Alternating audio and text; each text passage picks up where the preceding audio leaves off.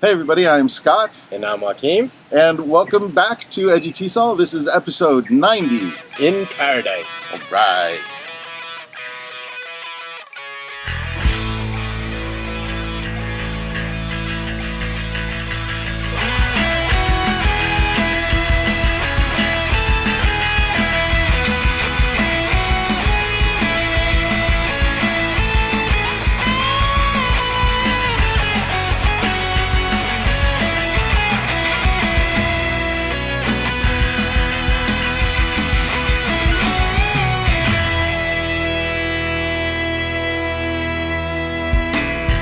Hey everybody, welcome back.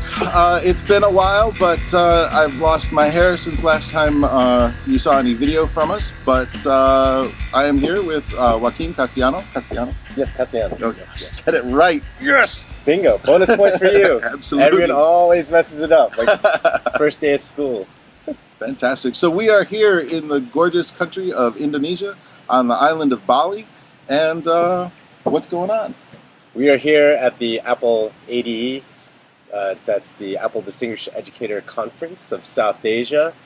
Scott and I have been selected for the class of 2013, Team Japan. Woohoo! Yay, Nihon! We're here with colleagues from, let's see if I can get all these, Australia, Singapore, Hong Kong and China, Philippines, Korea, and New Zealand. New Zealand and... shoot, I had 4 of them. No, there's a couple more in Southeast Asia. Malaysia, Indonesia, and a couple more. Yay! I hope we got most of the So if we left you out, then I'll roll it on the extra credits and drop the flags in and all that good stuff. So nice. Love post-production is awesome. Thank you, Apple. So, thank you, I'm absolutely. Final Cut Pro, baby. We are full on. That's right. That's right. Full on. So what got you here? So I'm a former video producer from New York. I used to shoot videos for Teachers College Columbia. Awesome. Awesome. So I basically combined my experience as an ALT in Osaka with what I was doing in grad school. And so I teach a bunch of media production courses at my university. That's excellent. So my project was based on digital journalism in the classroom. Fantastic. Mine was based on some cheap special effects that I do in the video. And you can find the video on YouTube, and we'll link in the video or in the show notes because this will come out as a podcast. And maybe if I can figure out what the password for the channel on YouTube is, maybe there too. Right on. So Scott, I love doing these shows. I'm having a blast, and I'm only like 2 minutes into it.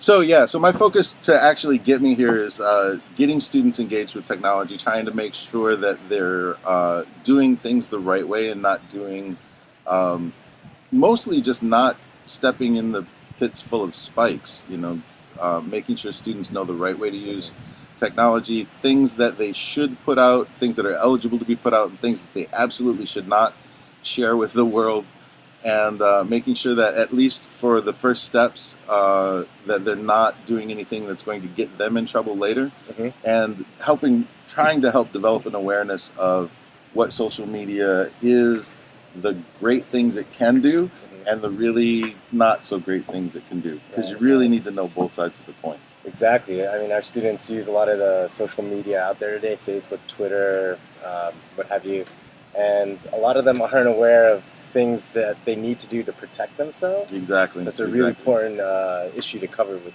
your classes. Yeah, and there's some unfortunate examples that have come across in the U.S. where people post something on YouTube without really thinking about what the consequences could be and stuff like that. And so I want to make sure that none of my kids end up in those really bad situations. Yeah. So that's kind of what brought me here, and some cheap special effects. Right on, man. So what have your impressions been so far? This has been a fantastic experience. I've been able to really get hands-on with a lot of software that I've looked at before, but never actually had the like, wow, that looks cool. Maybe tomorrow, and so it actually forced me into putting the stuff together. Right. How about you? I'm impressed by, it wasn't just here are the tools. I think the folks who were organizing the conference really took time to get the theory right behind it. Yeah. And you could tell that they're really passionate about education. So a lot of the stuff that I learned, you could use, it doesn't have to be, an Apple product. It could be any sort of website or gadget. So it's all about the workflow and approach. So I really appreciated that because I was worried it was just going to be some sort of Apple indoctrination camp. Yeah, and it's not so much. No, I've been really impressed with it. So far, what's the one bright shining point that, if you have nothing else that you take away from this, what do you think? That I'm going to take away into my classes. Well, just from the whole experience, not necessarily what you're going to put in the classroom. What has been the single like, yes, that was for me absolutely. This was the valuable point. I'd have to say it was Hugh Yamaguchi's presentation last night. Hugh Yamaguchi is also from Team Japan. He's a special education teacher over in Okinawa, and basically he's using the iPad for one-to-one personal learning with his special needs students. And I think he invented some sort of stylus that some students with cerebral palsy can use because they have no control over limbs. So along with a dentist and another industrial designer, I think he developed a stylus that a person can use with their mouth. And the way that he presented and the way that the technology just sort of faded into the background is more about the student and their learning. Absolutely. I was just really blown away, and it sort of reminded me about why we've chosen this field. Absolutely. And I have a very strong suspicion that video will be available in the not too distant future. As soon as it is, I will make sure that it goes out on all of my social networks. So if you don't mind putting your Twitter. Yeah, definitely. Go ahead. At Waki Sensei, that's WAKI, Sensei, SENSEI. All one word? All one word. All lowercase. Ha ha ha. Reference to previous shows. And my Twitter is, of course, Edgycation. EDGYCATION. How about you, Scott? What are you going to take away? What's one big thing you're going to take away? I'll tell you, the showcases have been fantastic, but it's being able to talk with people on the ground, and comparing notes about what's happening in their schools versus what's happening in mine, and being able to see what other people are doing in the showcase, like Yamaguchi-san's showcase was fantastic for that, and all of the others is just like, I hope they don't find out that I'm here, because I haven't done nothing that I should be doing. So I felt the same way. It's like, you're rubbing shoulders with Pulitzer Prize winners, super famous researchers, you name it, top class people. Yeah, and it's just like, man, I gotta level up my game, right? Yep. And everybody's been really approachable, really friendly, and for me, the famous people are awesome, but it's the down frontline classroom teachers that have been really fantastic. And there's actually one of the other guys from New Zealand, who did the showcase last night. Talked about he's not a teacher, he's a tech support person, and the fact that there's a tech support person that I didn't want to immediately throttle was fantastic, because me and them don't usually get along so good. I want to do stuff and they don't want me to do stuff. It's like ramming your head into a brick wall, right? Oh yeah. And the impression that I got is pretty much everybody has a flavor of the same problem. So being able to talk with other folks and find out that, it's the same problem, but variable A and B are slightly different from my situation. So that's been absolutely fantastic. So I think we've gotten a chance to see, some cool stuff that's on the horizon. Oh yeah. And definitely we've had access to people who are developing that stuff, and they're sort of using us as a sandboard. Like, what are some of the what are some of the things that you could see transforming your practice over the coming months, years, decades? Yeah, I think that getting the students in, I got to see a little bit of applications on flipped classrooms, and I've been not always, but I've been interested in it, but wasn't sure how it would fit with what I'm doing. And then I found out that I'm halfway. My classrooms are about half flipped. I don't do a whole lot of sorry. That's where the teacher comes in and says, "All right, here's your tasks," Right. and the students are responsible for their education. Okay. The teacher says these are the things you need to accomplish, and the students develop the quizzes, they develop the homework, they do everything else. The students are teaching the class, and the teacher goes around to make sure. Like if you go back and listen to the Sage on the Stage podcast, and I have no idea what number it is, but if you go back and listen to it, the idea of teacher as a guide, the flipped classroom is a hands-on application of exactly that idea. The teacher's there to make sure that the students don't fall into the pit of spikes. Right. I was actually impressed by how current technologies like iPhone, iPad, tablet actually empower that type of environment. So, most folks would think, well, what are we going to pay you for, right? Just doing nothing. But actually, I think, as Yamaguchi-sensei demonstrated, and as many other educators here have demonstrated, it actually allows more time for personalized learning. Yes, right? exactly. More one-on-one time with students, which has a huge impact. Well, and the other great thing about the whole concept of that flipped classroom is that students who are advanced or gifted, or however your school classifies that set of students, or slow, or remedial, you can have both of those students in the same class, and they're both going to be able to raise their ability based on what their ability starts at. Sure. Instead of saying, all right, this is the baseline for the class, everybody's going to reach 1. And so, but some students are already at 1, so what do you do with them? Right.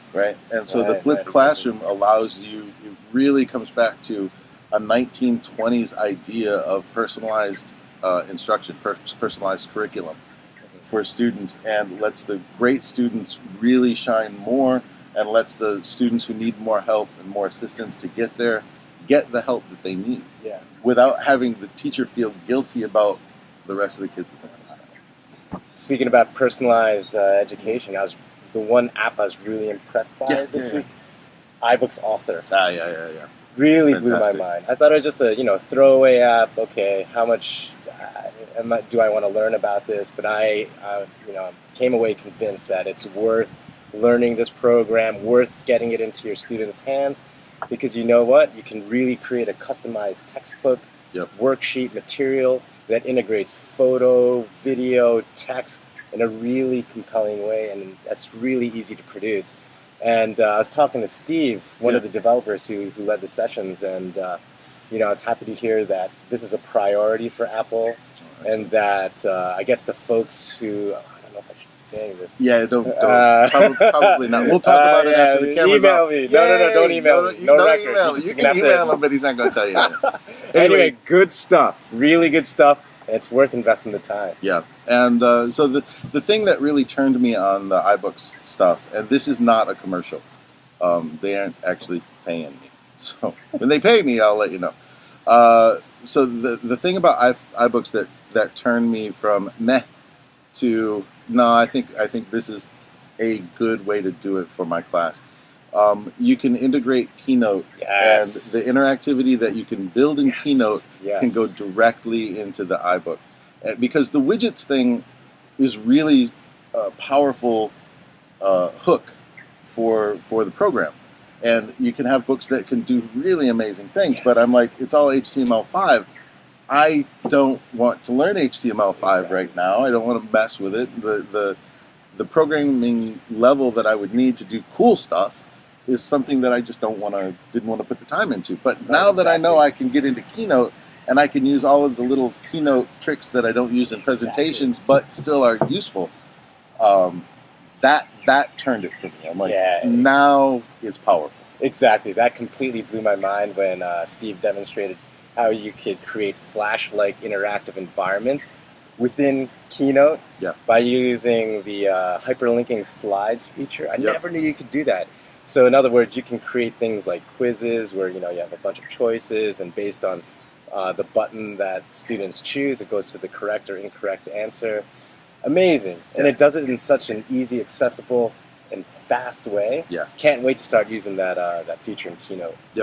Yeah, the other thing that I'm worried about as far as iBooks Author goes is the fact that some of that interactivity won't work well for non-Mac devices. Exactly. That's a huge drawback, right? You have to have an iPad. You can't. It'll work. It'll work on the phones, but oops, probably not that optimized, right? Right. But yeah, how nice would it be if you can push that out to the web, right? Like have some sort of iPad emulator, so that way you can use existing technology that you have, right? With the text, but obviously that means what I would like to say then is Apple, go ahead and do the development for an Android version of iBooks Reader. And that will solve the problem. Yeah, because fine, you have to use the Mac to develop the iBook. Great, no problem. Go, find one. You can find one. Minis are cheap, but if the key is to be able to push the content that I've developed for my iBooks audience, my students, out to even students who chose not, for one reason or another, not to go with iOS. And I think that's the key. If I can get it to make sure that it goes up on the Nexus 7, even if it's 90% there, they can't quite do everything, but it's Flash-based and HTML5 based. There's no reason not to, so do it.